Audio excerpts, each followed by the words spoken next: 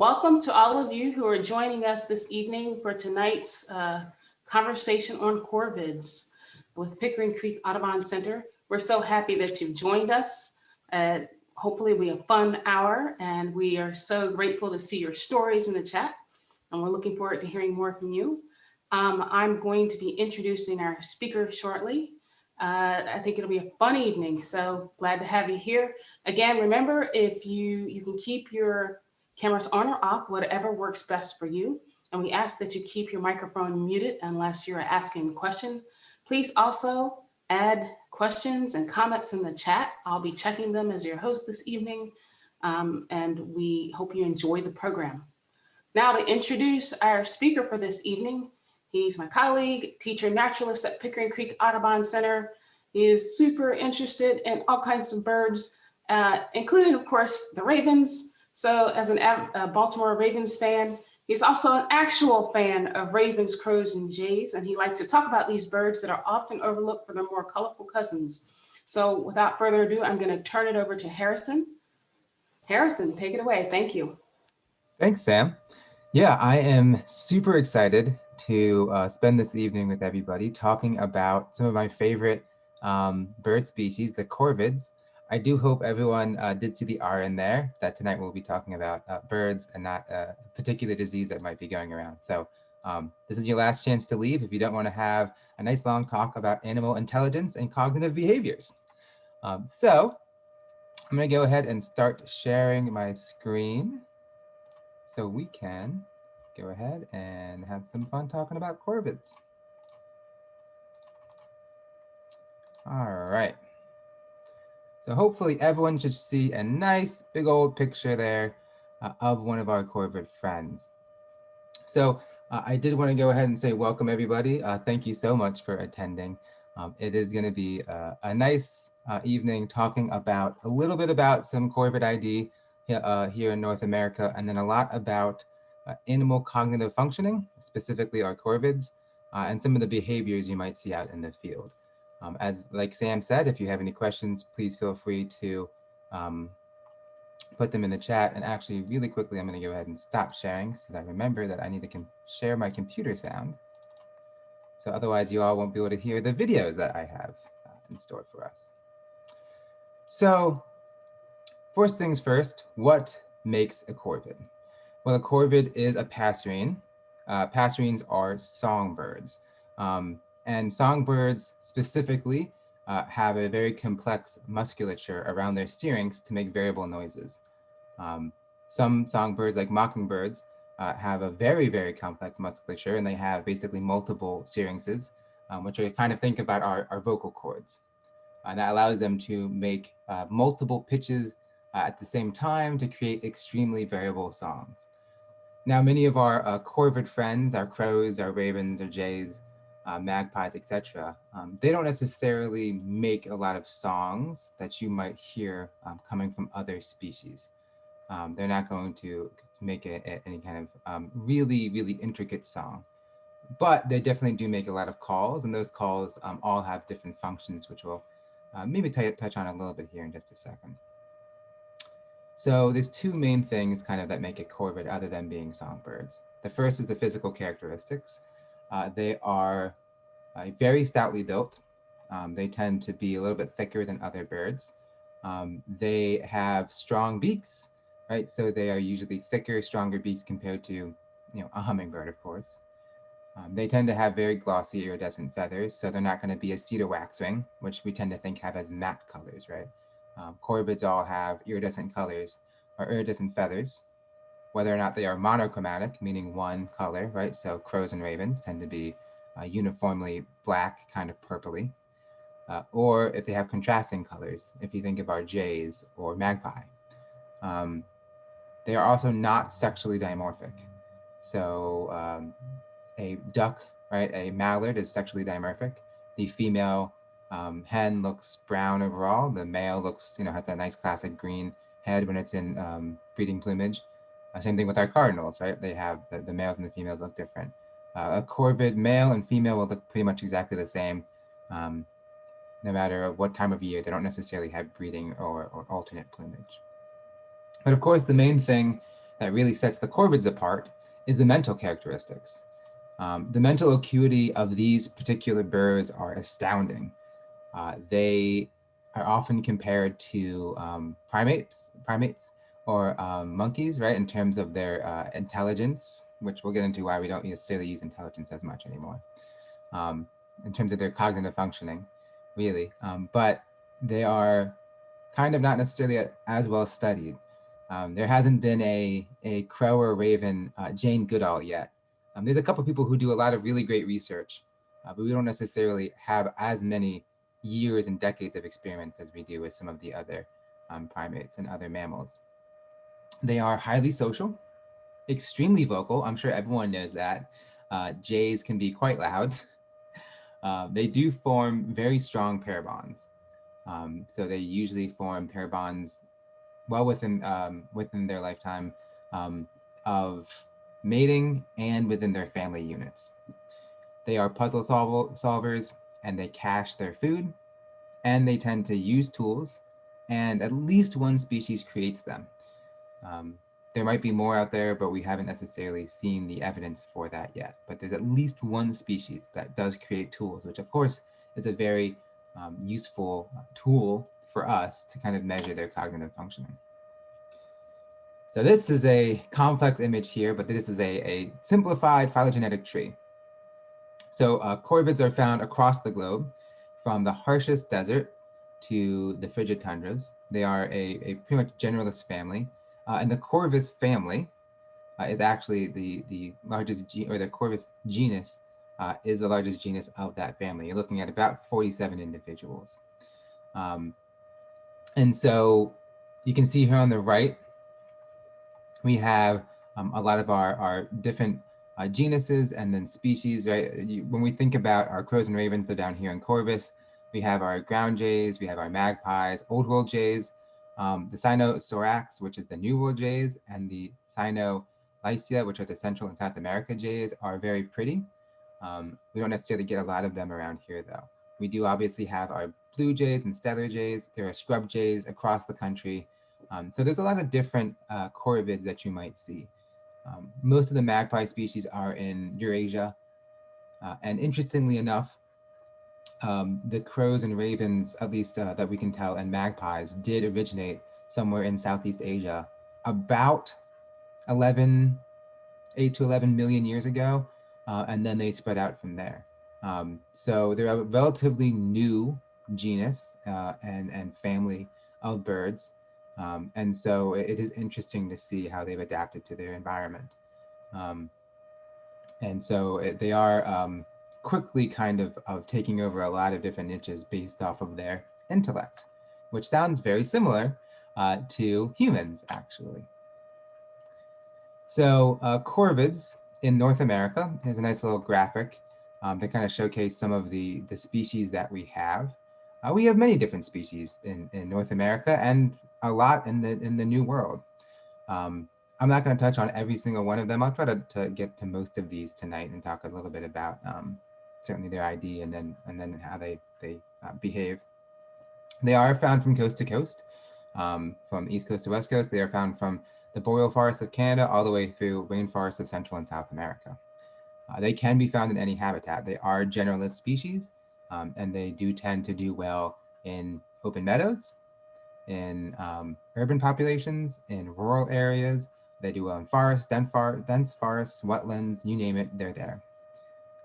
There are some species that are endangered. Many species are doing well. Their populations are not seeing any declines. Common ravens, the fish crows, doing okay. American crows are obviously doing well. Blue jays are doing fine. But some species that are more specialist, the Florida scrub jay, its habitat has been shrinking steadily. It is a threatened species and has not yet reached endangered status. They're only North American native or endemic species of corvid that is technically extinct in the wild is the Hawaiian crow. Now, again, if you want to count that as North American, it's really more Pacific, of course, but you know, Hawaii is a state, so you know, depending on how you want to count that.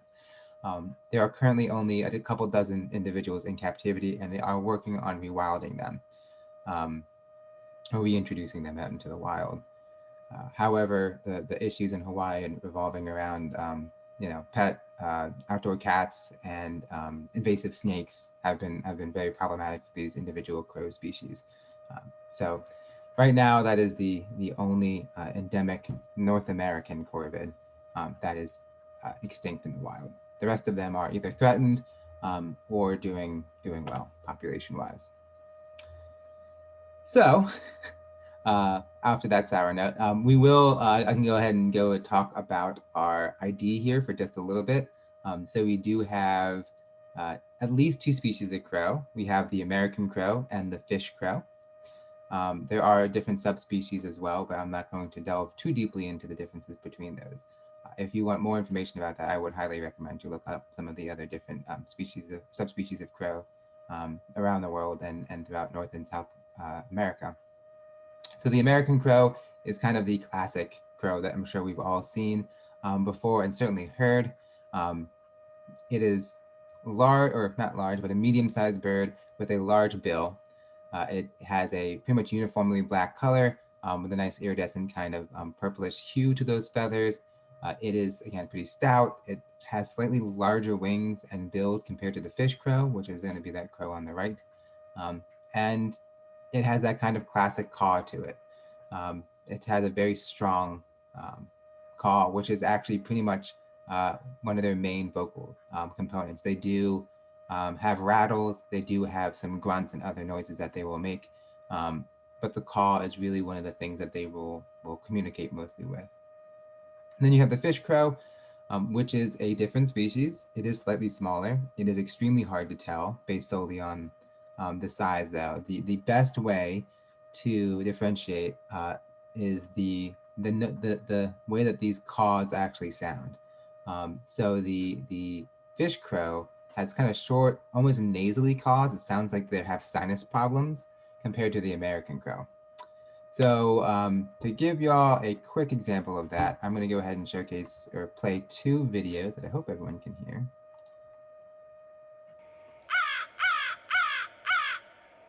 Hopefully everyone can hear that. That is the American crow, the kind of classic caw.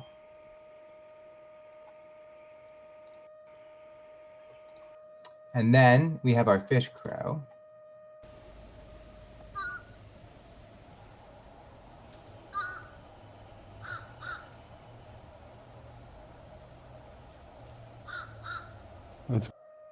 So as you can kind of hear there, right, it is distinctly different. It is much more nasally from the fish crow.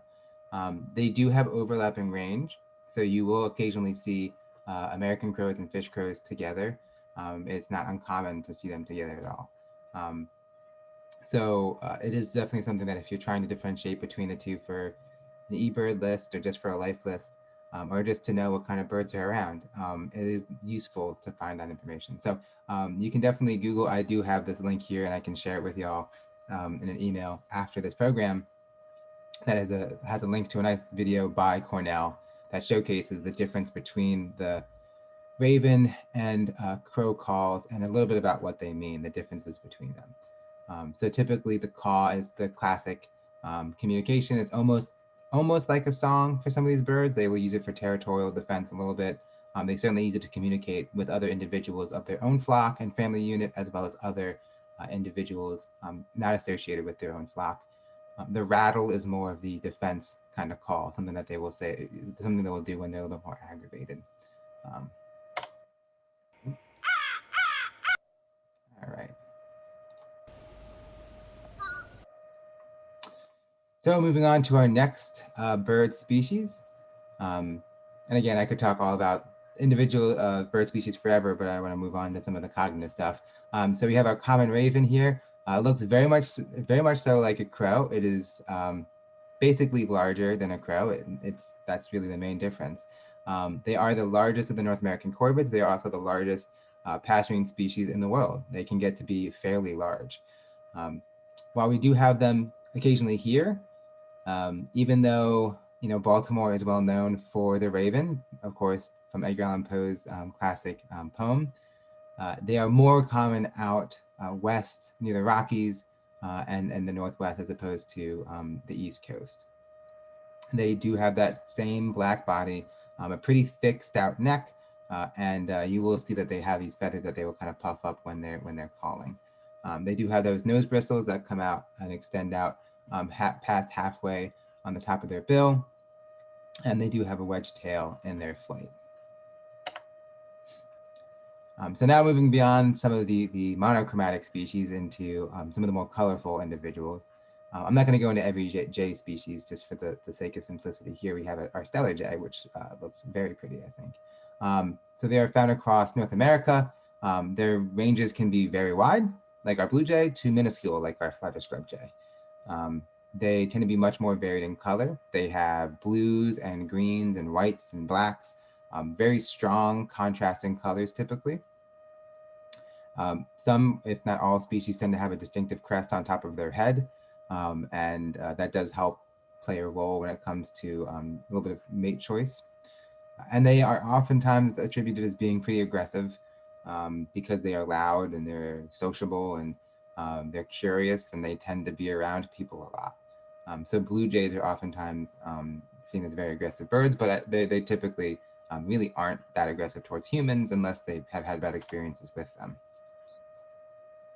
All right, and then we have this is an example of one of our New World jays.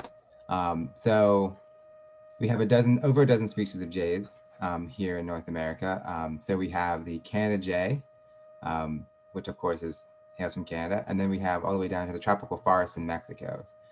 So here I have listed some of the jays that you will find in North America. So we have a blue and Steller's jay, which are the true blue jays. We have 5 different species of scrub jays, the California, Mexican, Florida, island, and woodhouses. And they all typically tend to live where they're named after. California is out west, Mexican is in Mexico, Florida, etc. The Pinyon jay, brown jay, which is a much more brown jay, hence the name. Canada jay, which is a very pretty kind of black gray color, which I think I have a photo of towards the very end. And then we have our New World jays, like the green and purplish backed jay. So they are very different, some of them. They have the same general body type. They tend to be smaller than crows and ravens. They do still have that kind of stout bill and body overall, and they can have a lot of really interesting coloration. Moving on to the last 2 species of our North American corvids, we have our black-billed magpie and our Clark's nutcracker. So our black-billed magpie is the only magpie native to North America. The rest are usually found in Eurasia. They are very sociable. They do tend to live in relatively large flocks, and they live in the interior Northwest. So not along the coast of Oregon or Washington, but they tend to live closer to Idaho and Montana and that whole area. They are visually striking. They do look fairly similar to a jay in some aspects. They obviously lack the crest that a blue or stellar would have. They do have a nice long tail, especially you can see this one in flight. They have very striking coloration. They have that beautiful iridescent blue-green on their tail and on their secondary flight feathers and coverts. They have this really nice stark white on their primary flight feathers and their shoulders, and then this nice strong black on their head, back, and a little bit on their chest. They tend to spend a lot of time out in the ranges, so you will find them if you're driving through ranch country or potato country, I guess, if you're out in Idaho. You'll see them a lot of times out on fence posts. So you can definitely find them a lot out there. Clark's nutcracker, it is a kind of plainer looking bird compared to our black-billed magpie. They actually look kind of similar to a Canada jay, a little bit. They have an overall gray body pattern with, again, a nice strong bill there, and it has this black feathers or flight feathers and tail with a little bit of white kind of bordering. One of the cool things about the Clark's nutcracker is it actually has, similar to the magpies and jays, it has a throat pouch that allows them to carry seeds. Nutcracker, this individual species though, can hold up to about 100 seeds in this little throat pouch that it has right here. So it can actually it's similar to a crop if you think about that. Well, it basically is a modified crop organ. And so it allows them to hold all these seeds so it can gather up all the seeds, go and put them around in different areas without having to fly back and forth, which of course extends how much energy it's going to be using. It does have a very similar overlapping range as the black-billed magpie. So sometimes you'll see these two corvids kind of in a similar area. So now that we've kind of gotten some of the ID stuff out of the way, we can get into a little bit more about animal cognitive functioning and what makes corvids so different compared to other bird species. So I am not an expert when it comes to neurobiology. So I'm not going to sit here and bore you all to death with some of this.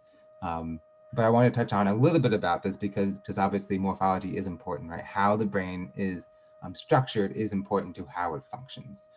So birds have very different brains compared to us humans. However, obviously they perform in a very similar function. So the structure has evolved differently. At one point, mammals and birds did have a common ancestor.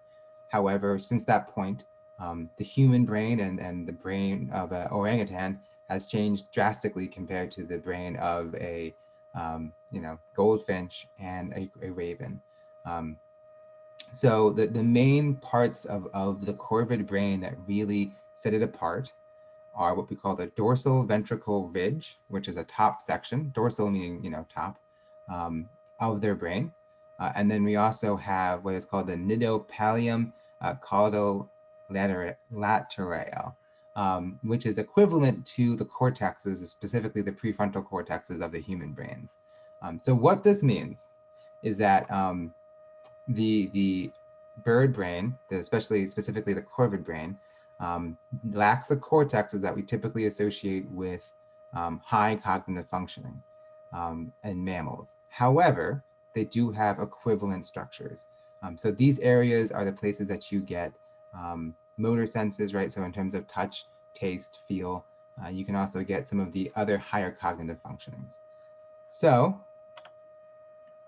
one of the things that really sets corvids apart is the fact that they do have these densely packed brains filled with neurons. Brain size doesn't necessarily predicate greater intelligence. That's kind of something that scientists have said for a while, is that the bigger the brain, the smarter the animal, and that's not necessarily true.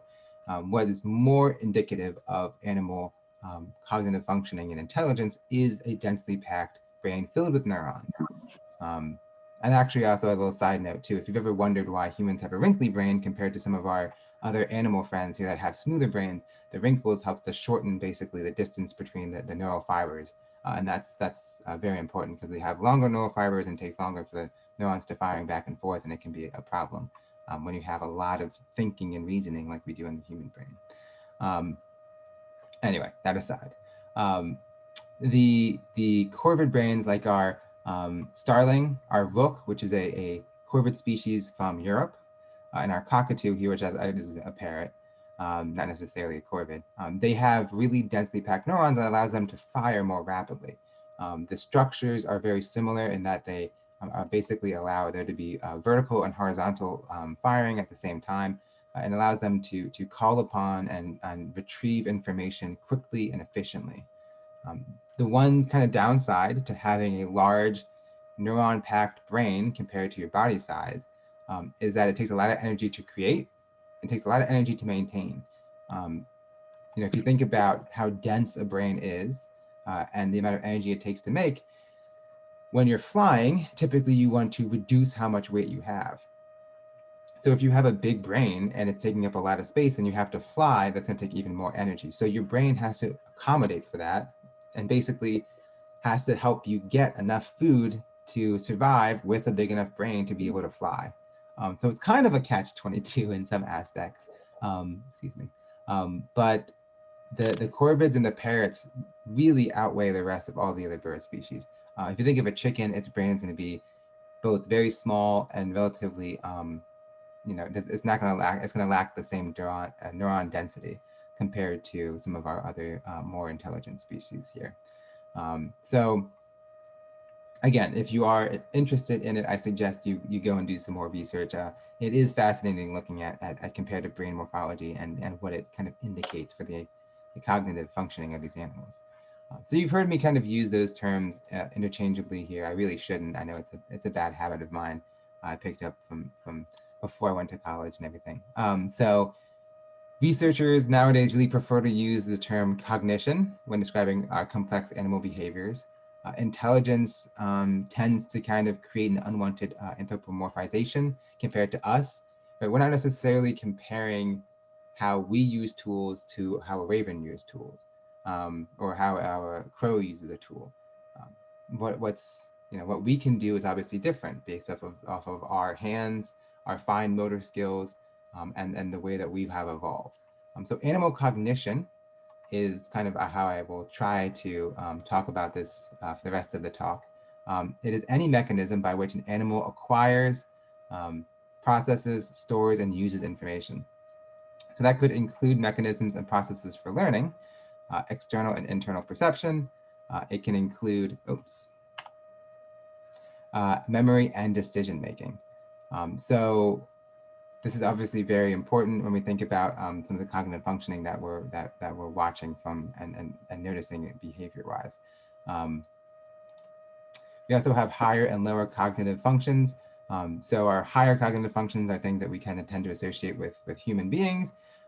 So reasoning, if something happens, if A happens, then B might happen. Forethought and planning, and insight. Insight is something that we tend to take for granted, that we might attribute to a lot of animals, but it's very rarely seen in the animal world. So insight is basically that sudden inspiration, right? You're working on something for work and you're just not able to get it across, and you just can't figure out a solution. Then all of a sudden you're doing dishes one night after dinner and boom, it comes to you, right? That's your basically your forebrain and other parts of your brain kind of being able to do different things at once. And so that's something that we don't tend to see a lot of other animals having, which is, I think, fascinating. So corvids might, and they sometimes do demonstrate insight, which we'll talk about in just a second. You have lower cognitive functioning like motivation and attention.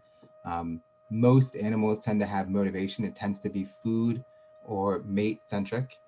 So if you are motivating a rabbit, it is easy to motivate one with food or with mate choice. And birds in particular have different specialties. Not all birds or even all corvids are the same. So a bird might have an extraordinary vocal memory. A mockingbird can memorize hundreds of songs and be able to reproduce noises made and the calls and songs from dozens of different birds in quick succession down to milliseconds. And again, that's extremely intricate work involving hearing, auditory, and vocal functioning, and being able to move your muscles and near your syrinx, and being able to do all that kind of work. But they lack maybe the planning functions of other individuals. Or you might be a red knot and you have really, really remarkable spatial functioning. So you're able to migrate over thousands of miles, but maybe you don't necessarily have that insight. So every individual might specialize and do things better, or every individual species might be able to do something better than another species. And that just kind of comes to where you are in the food web and your niche. So what drives corvid mental cognition, which is going to be the rest of this talk, basically. How did these birds get to be so smart? What made them evolve this kind of brain? Well, there's two main answers to that as far as we are aware of when it comes to science. So there is the solving the ecological problems, finding food, caching food, obtaining food from difficult resources, and using tools to get food. Food is very important, obviously. Then you have social pressures. So living in a flock, tends to mean that you have to understand and get along with others. You have to have your own territory for nesting, and then you have to defend it. You have to defend food sources. You have to get a mate. You have to be able to successfully reproduce. You have to then teach your offspring, which is something we've seen in crow and ravens. So these are kind of the two main things that have driven the corvid mental acuity. And it's very similar, if you think about it, to humans, right? So we are very social animals, and we have evolved to understand body language, which is why talking over Zoom is so challenging at times, because you don't really get to read body language and facial language as much, and so you can't tell if you're talking too long or not. And then of course, solving ecological problems. We humans evolved obviously to obtain and use food from all over and be able to cook food and things like that. So you can kind of see the similarities between the evolution of mental acuity here. So corvids are generalists. I've said that a couple of times already. They are extremely widespread because of it. They are successful in just about any habitat. Jays are still kind of considered to be nut and grain specialists. However, they do supplement their feeding.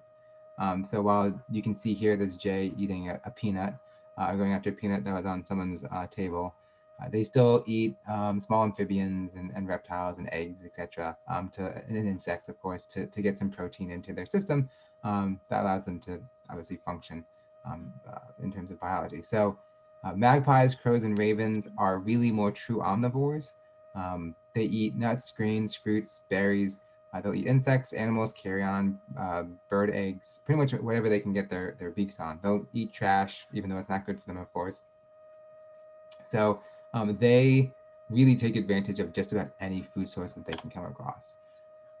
So just to kind of quickly go over why, why that's kind of important, right? I have a little quick slide about our feeding strategy. So you have our specialists versus our generalists. Our specialists would be something like a ruby-throated hummingbird. It's evolved to take advantage of a specific food source, in this case, nectar from flowers. It has less competition for food. It might compete with hummingbird, moth, or other insects, but not necessarily other birds or a lot of other animals for that particular food source. It also, of course, eats ants and a couple other small insects. But the issue is that if that food source is taken away, right? If you're a hummingbird that relies pretty much specifically on trumpet vines for a food source, and that trumpet vines are now all extinct because of a disease, then you're going to have a hard time finding food, and that's an issue. So while there is less competition, you don't have to work as hard to get your food.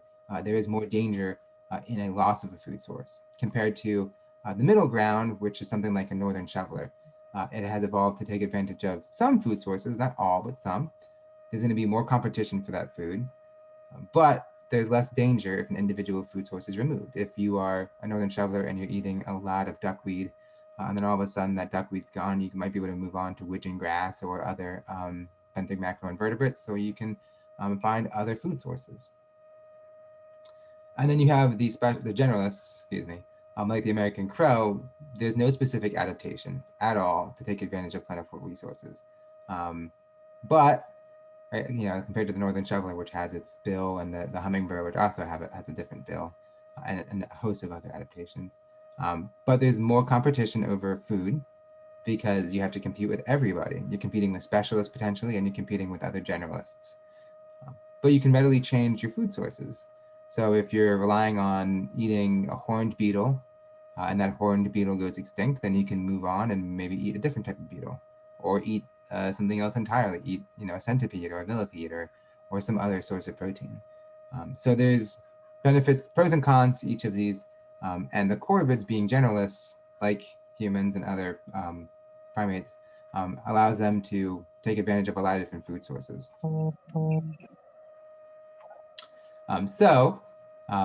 One of the coolest things that has driven mental acuity is caching. I'm sure we've all seen some birds, specifically blue jays, caching a lot of food. The reason that caching food probably helped to improve the cognitive abilities of corvids is that it increases your mental mapping and memory. If you think about it, if I gave you a 100-piece puzzle and I told you to put each piece of that puzzle in a different part of your house and backyard, and then I came back half a year later and said, can you get me that one little piece that had that horse head on it? You might struggle for that, right? That might be challenging, but you still have a mental map of where you went and put things. So you might be able to remember if you started going through and picking out pieces and going, okay, well, I went here next and there next. So being able to make a map of the mental space, being able to project yourself into that mental map, and understanding spatially and temporally what you were doing is a huge cognitive leap, really. So the fact that the corvids cache potentially help to improve their mental abilities. So you have species like Clark's nutcrackers, which can store 5,000 seeds uh, in different locations and access that memory 9 months later. They know that. There's actually some studies that show that Clark's nutcrackers can store over 33,000 pine seeds in a season and be able to retrieve well over 80% of that, which is remarkable. To be able to remember over 10,000 different locations. And not only that, they actually know, some species know basically the temporal aspect of it. So they've done a study where they gave blue jays earthworms and nuts. And so they let the blue jays then cache them. And what they noticed is that before the blue jays would eat the nuts, they would go and eat the earthworms that they had cached earlier.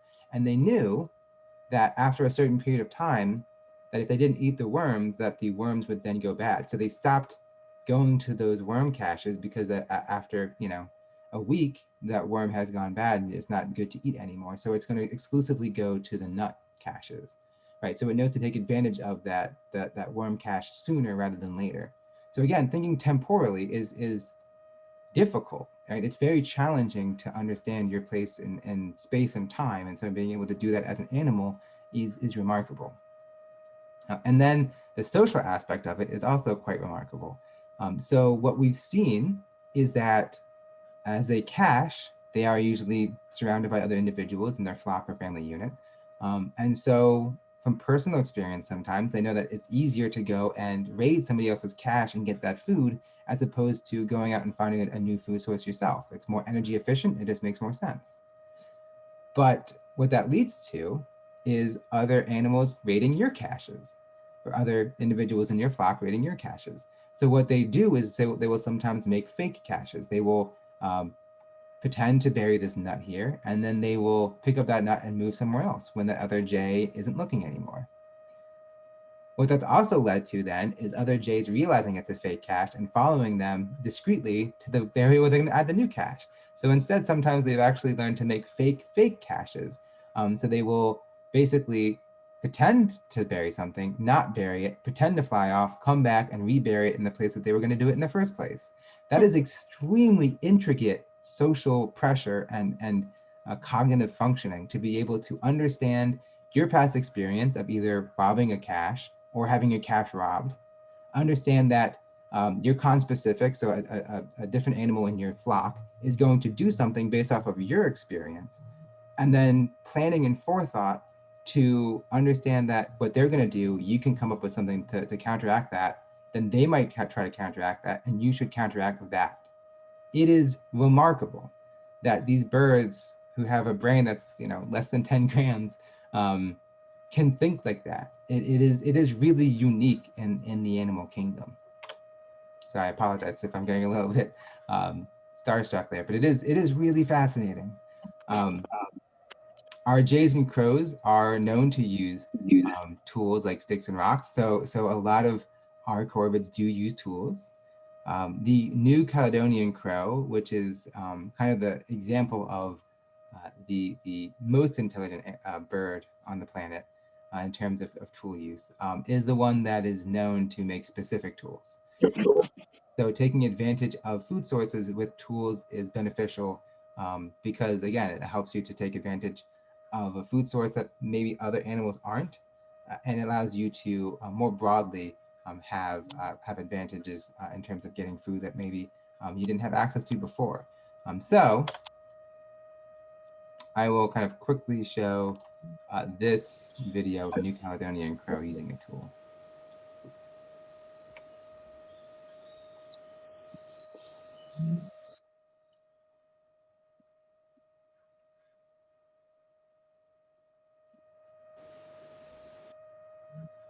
All right.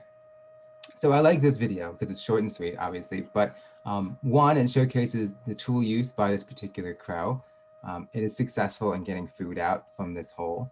And two, what you can see is after it puts down the tool and that food, it actually basically reestablishes that tool. So it's not going to use it in its entirety of that length of that leaf, right? That would be too long for this hole. And it might make it difficult for it to use. So instead, it's going to refold it up into the proper shape that it wants. So again, tool creation, very basic tool creation for this individual at least, and tool use. And again, tools are extremely rare when we think about other animals in nature. So the New Caledonian crows really are the only ones we've seen so far that are able to make tools. New Caledonian crows are endemic to, Southeast Asia. So you're not going to necessarily see them around here in North America. But they do make a lot of really cool tools in terms of their use. So they have what they call these hook tools, which are basically pieces of leaf that have been stripped and then turned into a hook. So you can see here on the bottom, right, we have this little hook area. So that allows them to better grasp and get at insects mostly that are inside of trees, and then also some nuts and grains and things that might have fallen in there, but mostly insects. The reason that this tool creation really stands out is because it is a learned skill. New Caledonian crows have been seen teaching this to their young, and is something that they need to practice. So we've seen juveniles in flocks practicing making this particular tool. And not only that, there is regional variance. So if you look here where it says B, you can see some of the regional variances of this particular tool. Some of them are going to be more curved, some of them are going to be more straight. And what that tells us is that it's not just an inherently learned thing. It's not something that they come out of the egg knowing how to make, otherwise it would be very similar. Right? This is the regional variance accounting for maybe the size and shape of holes in that particular trees in that region. Right? Or maybe it's going after a specific insect that's found more prominently in location A versus location B. So being able to have that variance showcases that these birds are learning and teaching others in their flock and their family unit. So tool creation, right, is not just the ability to problem solve, but it's also the ability to infer what the issue is and then be creative and imaginative in coming up with what a solution might be. Puzzle solving, of course, is something that we attribute very well to corvids. This is a black-billed magpie doing a puzzle to receive some food. So it is food motivated. So it's a relatively simple puzzle where it would basically take a bottle cap and put it in there and get some food out of it. But we know that corvids in the wild do solve puzzles. They solve a lot of puzzles in order to get food and to basically, able to protect themselves and things like that. So they are really good at using tools and using their brains to figure out what they can do to take advantage of a food resource or potentially someplace else. So we do know that captive individuals, interestingly enough, tend to perform worse compared to wild individuals when it comes to puzzle solving. And we think that's because of the social component. If you have less of a flock and you have less social needs, then you're not necessarily going to develop the same puzzle solving skills that others might in the wild. Magpies, jays, and other corvids do perform simple reward puzzles like this one, but the only species that we've seen, or the only main species that we've been able to see that can do multi-step complex tool puzzles are crows and ravens. So you might be able to see a number of different crows performing multi-step complex tool puzzles, which I'll showcase here in just a second. One of the amazing puzzles that we've seen recently that a crow has been able to solve is water displacement. So they were able to add stones to a tube to be able to raise a water level to bring food up to it. And that was done intuitively after just observing the water and being able to use the rocks to some degree beforehand. So being able to have a kind of grasp of water displacement is remarkable. So now I'm going to show this video here that showcases New Caledonian crow called 007. It's part of a study that they were doing, a major study to look at crow and bird intelligence and cognitive functioning. So it is it's about 4 minutes long. So enjoy. The meat is positioned so deep in the narrow box, it's out of reach of the crow's beak. But Alex has positioned a number of other objects nearby. The question is, can 007 use the tools available to solve the puzzle. Imagine that you're a crow. Here's your food in a deep hole. How would you go about, with the tools available to you on this table, solving this problem? The bird's toolkit includes a short stick hanging on a piece of string, 3 stones inside wooden cages, and a longer stick trapped in a plastic box. First, the crow must use the short stick to get the stones, and then use all 3 stones to get the long stick. And now the crows can take this and probe it into the hole and roll, much better than I can, the food out of the hole and get themselves a nice, tasty reward. It's a complicated task. The crow is familiar with the individual pieces of the puzzle. He's done each of them separately for a food reward. But this is the first time he's seen them arranged like this. 8 separate stages that must be completed in a particular order if the puzzle is to be solved. If the bird succeeds, it'll be a world first. He takes time to have a look.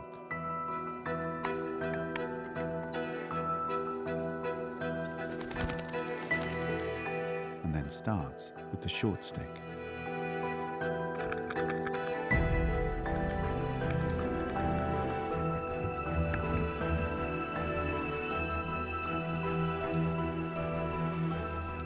He finds it too short to reach the food. He then sets off to get the first stone. Got it. But he doesn't seem to know what to do with it.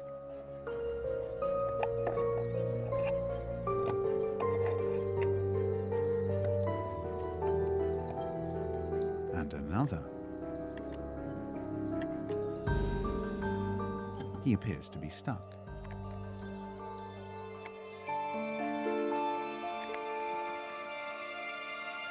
But now something seems to click. He dispatches the first stone.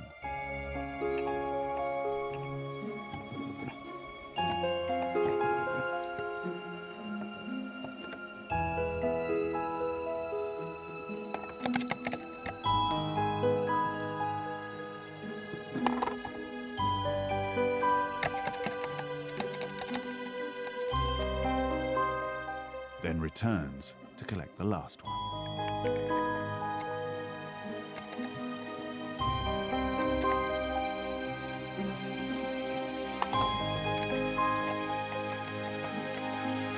Got it.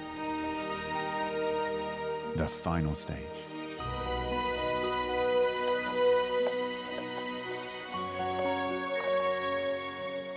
Success. 8 individual stages complete. The crow performed all 8 tasks in the correct order. All right. It always gets me every single time. I'm always rooting for him every single time I watch that video. It does seem like a simple puzzle, right? When I say multi-stage complex puzzle, this might not have been what you're thinking. But from a animal cognitive functioning and behavioral side of things, it's important. Being able to infer, being able to understand that the problem might be complicated. As you can see there in the beginning, he's assessing his tools and what resources he has. Excuse me, he's using his background knowledge of each individual tool set and puzzle piece that he's had before, being able to potentially link those together. He's making insights into what might be able to work and what doesn't seem to be working. He uses trial and error. I mean, that's a lot of high-level cognitive functions all in one go, which is extremely impressive from a bird that, in this particular individual, was only a couple years old. The meat is positioned so deep. So I could sit there and talk about puzzles and tool use forever, but let's get into the social side of things. And I know running up against it, so I won't take too long, I suppose. So corvids are very social animals, and they do live in flocks for some, if not all, of their lives. This does seem to increase memory to account for dozens of individuals, if not hundreds of individuals. It means that they have to have a more acute visual and audio memory. They can differentiate between individuals based off of their call and their song. And it does mean that they have really complex group dynamics. So they have group dynamics within their family and within their flock, and then outside of that flock. So there are power in numbers, though, right? Why do birds flock together? Why do mammals live in groups or herds? Because living in a large communicative group provides benefits like being able to mob predators, right? So this blue jay is mobbing this red-tailed hawk that looks relatively unperturbed, to be perfectly honest to you, but you can have multiple members of your family and flock attack large predators. You can share food resources within the group.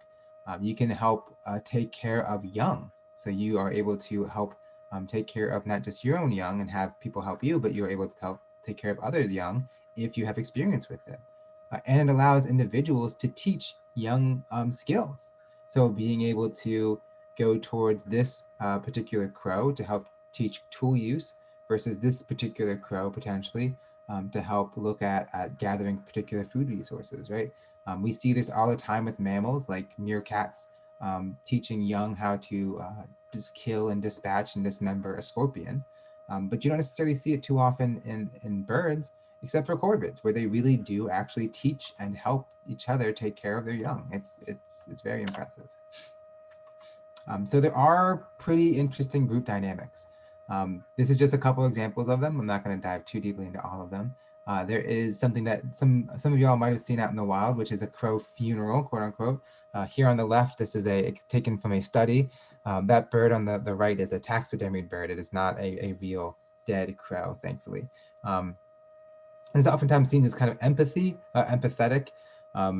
As far as we know, it's not the crows are mourning an individual. They might be, but our best guess is kind of a crow CSI. They're looking at what might have happened to this individual. Did it die from poisoning? Was it killed by a predator? If so, what kind of predator?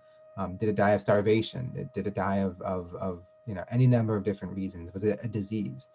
So you'll usually have one or two crows go over there and start to look around and try to identify what this individual death might mean for the rest of the flock, and then sharing that information with the flock to make the best choices and decisions moving forward. Interestingly enough, there is also conflict mediation, which is something that not even some of the best humans are good at. We know that ravens and crows do have fights over territory, resources, and mates, and that often leads to, or does lead to, winners and losers. However, common ravens have been shown to reconcile after fights. So a raven that loses actually will have its close friends, the close family members, or juveniles that it spends a lot of time with, come up and actually spend a little time with it and give it some food and basically make it feel better. Rooks, that European corvid, they will build twine with their partners after fights with other rooks, right? So they do tend to try to somewhat be empathetic, and they try to account for what the other individual is feeling, which again is something that a lot of other bird species can't do. They don't understand that other individuals might be feeling something different. So finally, we kind of come to mate choice. When the size and strength aren't necessarily the only things that dictate how you choose a mate, what else helps helps you decide? There's a lot of pressure because most corvids are either seasonal or more of them are usually lifelong monogamous pair bonds, right? So they will choose a mate and they will be with that mate for the rest of their life or that mate's life. And we'll talk about some of the extra pair copulation stuff they do in just a second here, but they do tend to be with that one pair bond forever. And so if you're not going after the biggest and strongest, what will help you decide? Some species like these blue jays, if you had to choose between these two, if they were both male, of course, or both female, and you're choosing which one might be the best mate, you might look at the crest. A larger crest or a more luminous feather might indicate better food resources and feeding, but you might also look more likely towards behavior. Right? You want to see specifically what that bird is like, and does it basically understand you? We all kind of want the same thing, right, with our loved ones and our partners, and choosing a partner that understands what we want without us having to necessarily communicate as much. So like most birds, females do tend to dictate male choice and mate choice, sorry. So like ducks, right, it's the same thing with corvids. But unlike other birds, corvids can wait several years before choosing a mate and reproducing. So they might wait, they will certainly almost never mate within their hatch year. They'll usually wait anywhere from 2 to 7 or more years. They are longer lived individuals, so they can live, a lot of corvids live anywhere between 10 to 15 to 20 years. Excuse me. So they don't necessarily feel the pressure to start mating immediately. Blue jays, if you're a female and you're looking for a mate, you might lead a group of 3 to 10 males through a pattern of behaviors. You might fly in a flock. You might do a series of calls. You might preen each other. You might look for food that you want. As males get tired and drop out, obviously the last individual standing is the final pair bonded mate. And that helps obviously to choose the best overall stamina, but it also helps to understand if the mate can follow social cues. So what we've seen in studies is that if a female is given a lot of waxworms, the male blue jay that's trying to appeal to this female might choose waxworms, but at a certain point, the female is not going to want any more waxworms. What it might want is a mealworm instead, because just like us, we kind of get tired of eating the same thing, right? Blue jays, it happens the same way. If we eat only chocolate and then all of a sudden someone comes up and says like, hey, do you want a donut? Maybe you want a donut instead. So the female will more likely than not want a mealworm. So what they're looking at here, the male, is being able to understand what the female is doing and being able to attribute desires to an individual other than yourself, which is extremely important for obviously nesting and mating, but also just for the overall survivability of your pair bond and your flock. And for other species like our common raven or our California scrub jay, territory is king. You have to be mature enough, so you do have to be big enough to defend a territory. But most importantly, you have to have the wherewithal to actually establish a good territory in the first place. So you can have a territory, a gigantic territory if you're young, but if it doesn't have the food resources, it doesn't have the resources to be able to nest, if it's not near other members of your family that help you brood and take care of your young, or doesn't have any cover from predators, and that territory is useless. So you have to be intelligent enough and old enough and experienced enough to understand and find territories that are attractive to mates and that provide everything that you need. And that takes a little practice. Right? If you think about some of the other birds that take practice, right? Same thing with bowerbirds, right? It takes them a little while to get and understand how to make these intricate nests. So here's a picture of a Florida scrub jay nest with some young in it. When we think about corvids nesting, they do also, like most birds, have extra pair copulation. I talked about the fact that they do have mostly lifelong monogamous pair bonds. They do have extra pair copulation. And the reason I like to talk about it is because it is kind of an interesting side note to reproduction. So studies indicate that roughly about 20%, and anywhere between 18 to 20% of offspring in any given nest will not be from the pair bonded male. But both pair bonded individuals will perform extra pair copulation when available. And it has pros and cons for both sides. So if you are a female, it allows your nest to have the most genetic diversity possible, right? And of course, genetic diversity helps when it comes to survivability and overall reproductive success for future generations. It also allows the male to be able to practice, going and basically learning how to be a little bit sneaky, which is always interesting and not necessarily a bad thing when it comes to birds. Being able to understand when other males are out, being able to use different reasoning, and being able to potentially attract more mates is a nice kind of way to learn some new skills for males. So it is beneficial to both parties. I know it sounds bad, but I promise you it's kind of an understood thing within bird species. And so I did mention that these birds do help take care of young within their flock and within their family. So many corvid species, like American and fish crow in particular, have what we call helpers, and that they assist the parents. Helpers are usually from the pair-bonded males crow's family unit, right? So if you are a fish crow and you are the male, basically the helpers are going to be from your brothers, sisters, nephews, all the cousins, etc. Usually not from the females. These helpers typically are not old enough to hold and defend territory of their own.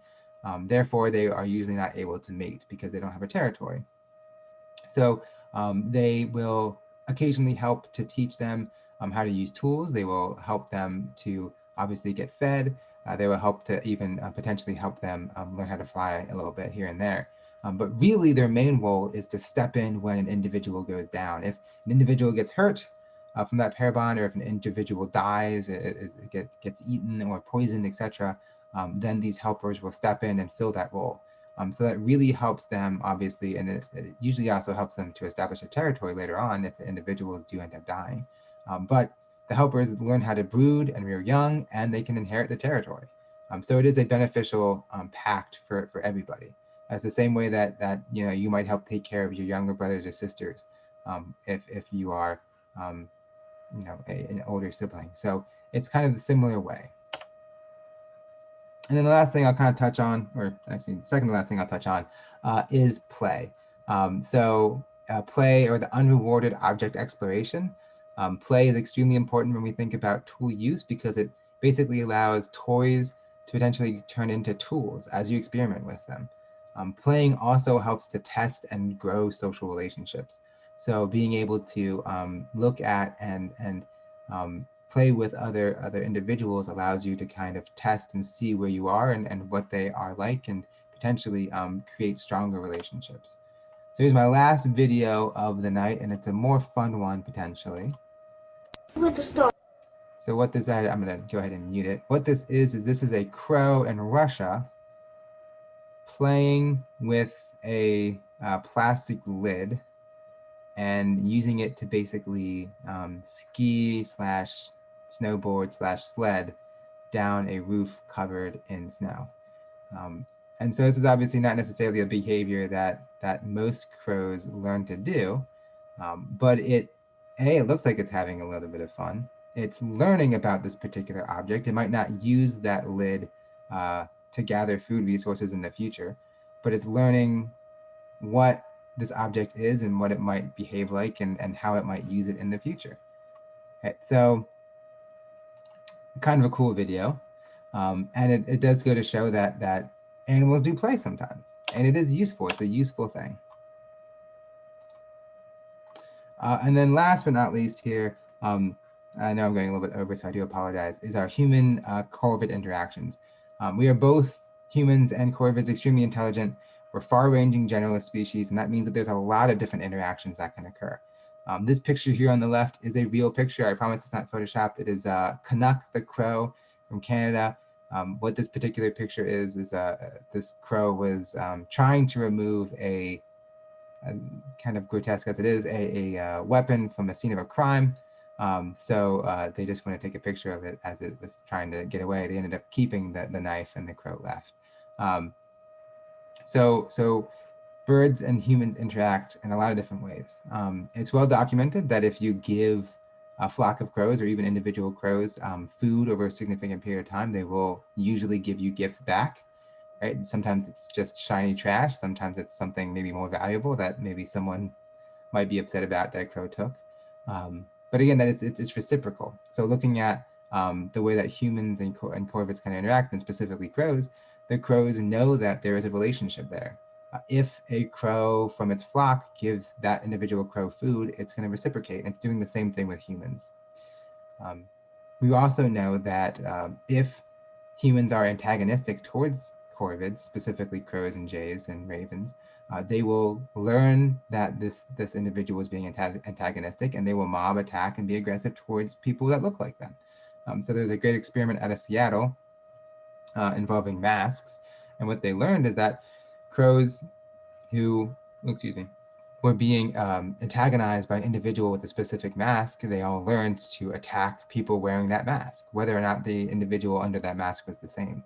And not only did they learn to attack the specific mask within the study area, what they found is that even leaving the study area, miles and miles away, other birds will actually still attack that mask. So what we know is that these birds are communicating with each other outside of their family units and their original flocks to showcase that there is a predator or an individual being antagonistic, and then learning that behavior and learning and understanding that description. It's the same way that, you might see America's Most Wanted and understand that there's someone dangerous potentially on the run and we should be on the lookout. It's the same thing for these crows. They're hearing a description and understanding to antagonize that individual. And then here's the picture of our Canada jay. So that is the end of my presentation. If anyone has any questions or comments, I'd love to hear